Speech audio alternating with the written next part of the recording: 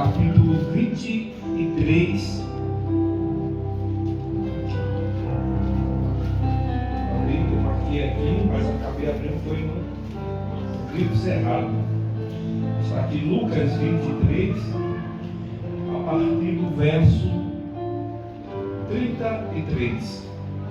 Eu acho que de toda a Bíblia, esses são os versos que eu mais admiro, especialmente escrito por este homem de Deus, Lucas, e que se algum dia, Deus nos livre, se alguém dissesse assim: olha que trecho você quer guardar da Bíblia, só pode ter um, eu escolheria exatamente esta passagem aqui de Lucas, esta folha aqui, como acontece em alguns países onde é proibido andar com a Bíblia, e os irmãos, para não serem pego, eles andam com os trechos da Bíblia escondidos, Alguém rasga a página de Isaías, outro guarda a página lá do Evangelho de João, e quando reunidos escondidos, alguém pergunta: olha, quem é que está com a página tal aí, o capítulo tal do livro tal? E algum irmão, eu tenho aqui.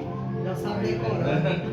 Aí para pregar, se a gente tem hoje aqui no Brasil, a gente não sabe por quanto tempo, a gente pensa assim: não, nunca vai acontecer, Mas a igreja, ela já nasceu marcada para ser perseguida, Nasceu marcada para ser perseguida. E o próprio Jesus disse: regozijai-vos, quando por minha causa vocês foram perseguidos, E contra vocês disseram toda sorte de mentira. Grande é o vosso galardão nos céus. Lucas, glória a Deus. 23, a partir do 33. E quando chegaram a um lugar chamado Caveira, Calvário, ali o crucificaram, bem como os malfeitores, um à direita e outro à esquerda. Contudo, Jesus dizia: Pai, perdoa-lhe, porque eles não sabem o que fazem. Então repartiram as suas vestes e dele lançaram sorte. O povo que ali assistia tudo observava. Também as autoridades zombavam e diziam: salva os outros, salve-se a si mesmo, se és de fato o Cristo de Deus, o escolhido. Igualmente os soldados escarneciam e, aproximando-se, trouxeram-lhe vinagre, dizendo: se tu és o rei dos judeus, salva-te a ti mesmo. Também sobre ele estava escrito epígrafe em letras gregas, romanas e hebraicas: este é o rei dos judeus. Bendito seja o nome do Senhor para todo o sempre por este sacrifício. Queridos, amados ouvintes da palavra de Deus, eu quero iniciar dizendo para todos vocês, dizendo para nós, que a cruz de Cristo aqui mencionada é um instrumento pré-histórico. Esta cruz existia no coração de Deus antes que a história do mundo se formasse. Isso está provado quando no livro de 1 Pedro diz que antes da fundação do mundo o Cordeiro foi crucificado. Deus preparou a nossa história. Deus escreveu os nossos dias antes mesmo que a gente se formasse. A gente não consegue entender bem isso, porque isso pertence à onisciência de Deus, é ao tempo de Deus. E quando a gente fala de eternidade, ou antes da formação do mundo, a gente não entende, porque tudo que a gente consegue entender são essas 24 horas feitas para nós. Deus fez o primeiro dia ali em Gênesis, e diz a Bíblia que assim foi o primeiro dia, E a gente entende como é 24 horas, entende como é um ano, mas a gente não consegue entender como é uma eternidade.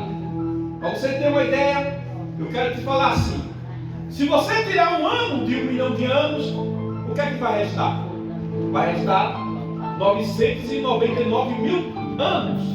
Já não tem 1 milhão. Mas se você tirar 1 ano da eternidade, quanto vai restar? Vai restar a eternidade. Se você tirar 1 milhão de anos da eternidade, o que é que vai restar? Continuará restando a eternidade.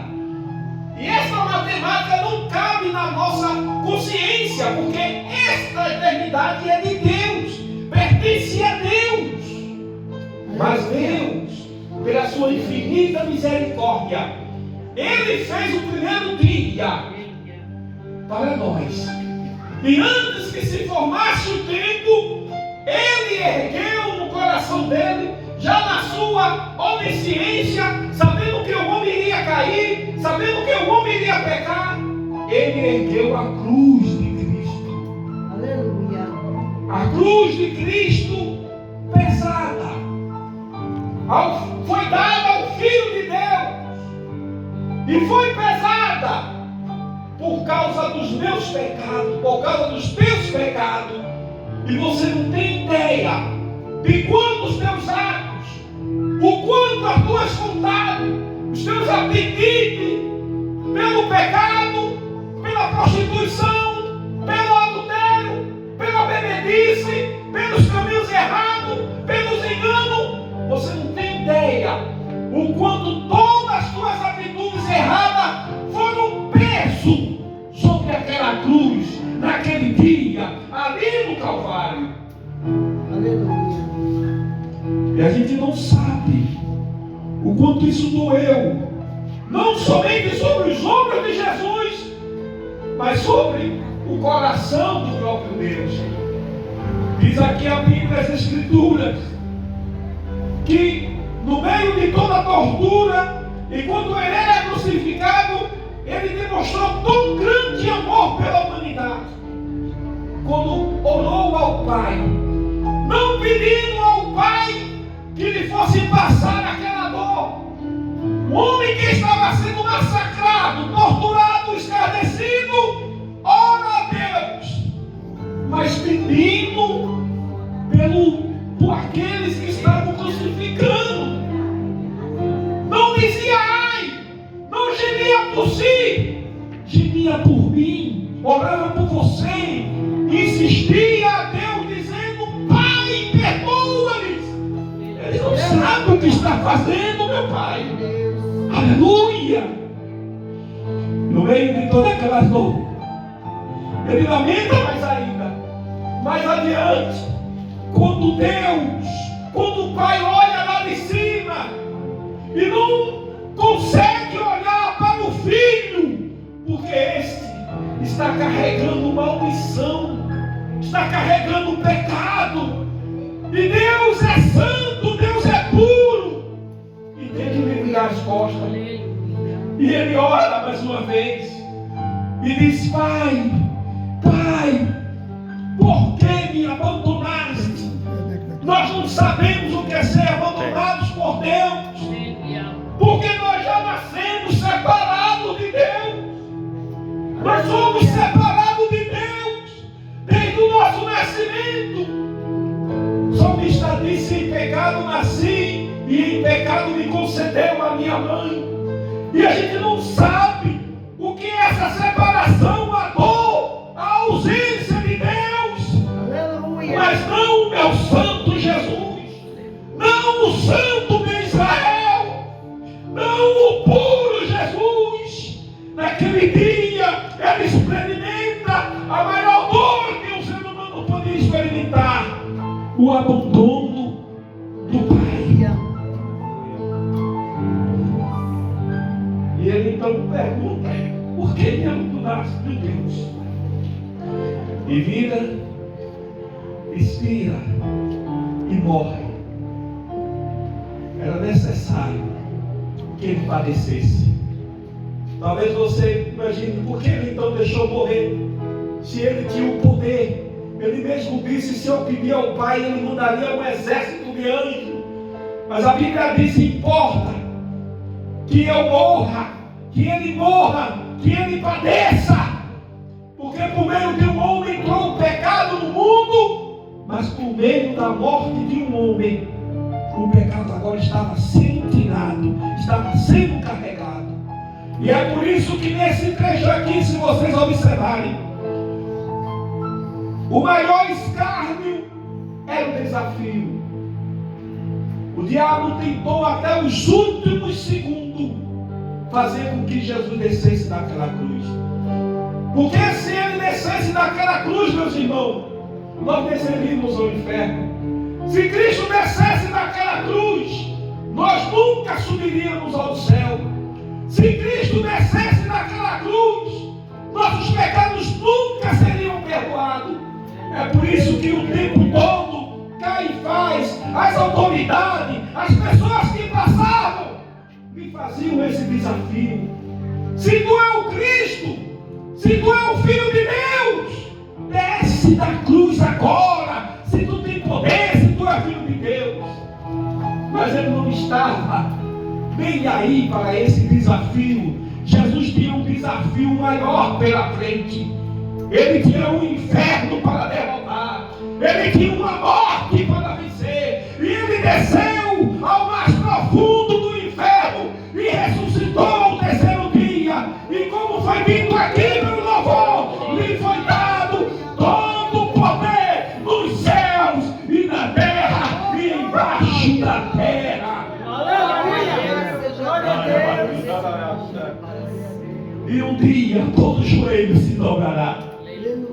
Todo joelho vai confessar. Talvez você ainda hoje já não ache mais graça nessa história. Já não acha mais bonito. Já não se comove mais em ouvir essa história sobre um homem que deixou o céu, um Deus que tomou forma de homem e morreu de morte de cruz. Isso já não tem graça hoje, porque as pessoas estão distantes, estão tomadas de orgulho, presunçosos, até mesmo mais humilde que os homens. Eu estava ainda essa semana conversando com um colega e dizendo: você observou como as pessoas humildes, até necessitadas, são tão cheias de orgulho, tão cheias de si? Antigamente um mendigo pedindo esmola chegava com toda resignação, me deu uma esmolinha pelo amor de Deus. E hoje ele já pede diferente, né? Me dê aí, me dê uma ajuda, insiste, né? E se você tentar lhe dar uma lição de moral, tentar dar um conselho, ele não está te pedindo conselho, não quero nada, só quero que você me ajude.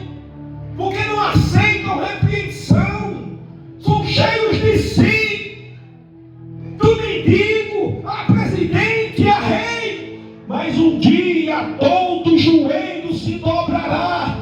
Até mesmo esses que o crucificaram vão saber que ele é o Cristo, aquele que foi crucificado. Aleluia!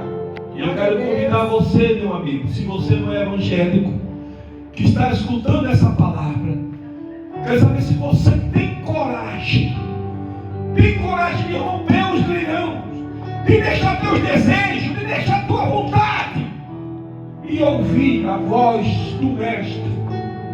O sangue de Cristo ainda está fresquinho ali na cruz. O sangue de Cristo ainda tem o mesmo poder, ainda tem a mesma capacidade de regeneração e de salvação. Deus investiu alto na tua alma. Deus investiu pesado na tua vida. Este ponto de pregação foi estabelecido aqui para que você tivesse oportunidade de ouvir a palavra, para não chegar naquele dia de juízo e dizer: eu nunca ouvi, nunca me explicaram direito. Mas hoje o Cristo da cruz inspira este humilde pregador para te falar o quanto ele te ama, que a tua vida não vale nada sem a presença dele na tua vida. Quer dar valor à tua vida? Entrega ela a Deus, entrega ela a Jesus. Se tem alguém pode se aproximar, a igreja está aqui orando, está pedindo a Deus para que o Espírito Santo complete a obra no teu coração e faça o milagre. Bendito seja o nome do Senhor para todos sempre. Que Deus nos abençoe.